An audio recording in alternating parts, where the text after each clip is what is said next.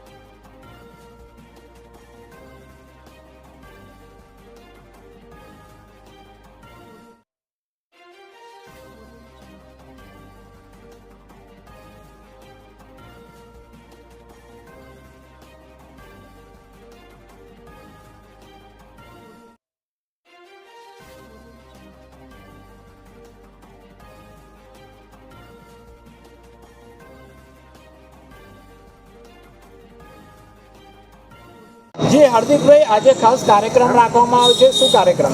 હું અત્યારે જે જગ્યા પર ઊભો છું એ નડિયાદનો અતિ ભરચક માર્ગ એટલે નટપુર બેંકથી સિંધુસી પોળ રોડ સુધીનો છે। એક્ઝેક્ટ 1.25 વર્ષ પહેલાં જુલાઈ 2023માં આ રોડમાં નડિયાદના ધારાસભ્યશ્રી, નગરપાલિકાના પ્રમુખશ્રી તથા કાઉન્સિલરશ્રી દ્વારા આ રોડનું ખાતમુહૂર્ત કરવામાં આવ્યું હતું કે પ્રજાની સુખાકારી માટે રોડ સરસ બનાવવામાં આવે, પણ સૂચના અને માર્ગદર્શન આપ્યા હોવા છતાં પણ કોન્ટ્રાક્ટર અને નગરપાલિકાના વહીવટધીશો એટલે ચીફ ઓફિસર દ્વારા આ રોડ ઉપર ભ્રષ્ટાચાર આચરવામાં આવ્યો।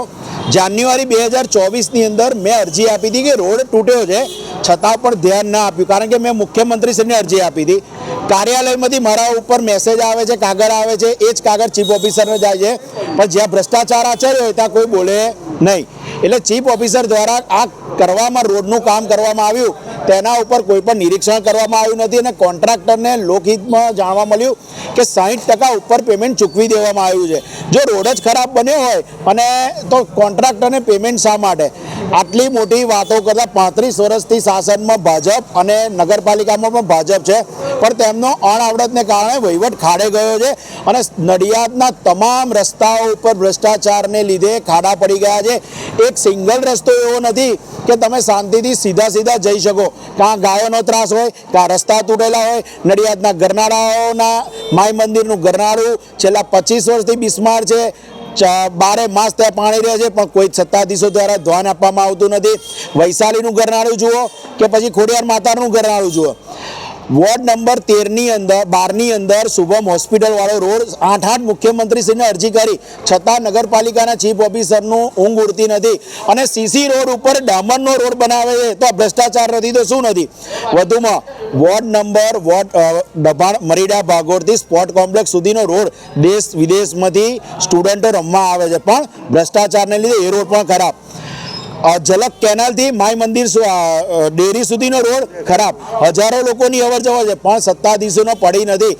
આટલી બધી મોટી સંખ્યામાં મતોથી જીત્યા હોવા છતાં તેમને આયોજન કઈ રીતે કરવું તેની અણઆવડતને કારણે નડિયાદના નગરના લોકો આ હાલાકી ભોગવી રહ્યા છે. માટે કાં તો એમને રાજીનામું આપી દેવું જોઈએ, કાં તો અમારા જેવા વિપક્ષ જોડેથી, વિરોધ પક્ષના લોકો જોડેથી સારું કાર્ય કઈ રીતના થાય તેની માહિતી લેવી જોઈએ, અમારી જોડે બેસીને આયોજન કરવું જોઈએ અને નડિયાદ કઈ રીતે આગળ આવે તેની ભેગા મળીને રચના કરવી જોઈએ. પણ આ સત્તાધીશોના ગોકુલ શાહ, નડિયાદ નગરપાલિકા સભ્ય, જે આજે તમે જોઈ રહ્યા છો, જે રસ્તામાં અમે વિરોધ કરી રહ્યા છે, એ રસ્તો છેલ્લા 1 વર્ષથી બનાવ્યો, પછી તરત અમે કીધું હતું કે આ રસ્તા તૂટી ગયો છે, તો એની ઉપર કાર્પેટ પાથરી થોડીક જગ્યાએ અને પછી છોડી દીધો. અને બહુ અમે રજૂઆત કરવા જઈએ છીએ તો કે અમે એને પેમેન્ટ અટકાવ્યું છે, પણ એને 80 લાખ 60 લાખના રસ્તામાં તમે 20 લાખ રૂપિયા પેમેન્ટ અટકાવો તો પ્રજાનું શું? આ જે નગરપાલિકાના જે પૈસા વેડફ્યા એનું શું? એટલે અમારી માંગણી એવી છે કે છેલ્લા 3 વર્ષમાં જે પણ રસ્તા બન્યા છે, એક પણ રસ્તો ત્યાં સુધી સારો નથી, અને જે પણ કોન્ટ્રાક્ટરે બરાબર કામ નથી કર્યું તે લોકોને તાત્કાલિક બ્લેક લિસ્ટેડ કરે. અને ધારાસભ્ય એવું કહે છે કે ખરાબ કામ કરશે અને બ્લેક લિસ્ટેડ કરીશું, પણ અત્યાર સુધીમાં એક પણ કોન્ટ્રાક્ટરને બ્લેક લિસ્ટેડ કર્યું હોય તો એની જાહેરાત કરે કે આ કોન્ટ્રાક્ટરે સારું કામ ના કરવાને કારણે અમે નડિયાદ નગરપાલિકાએ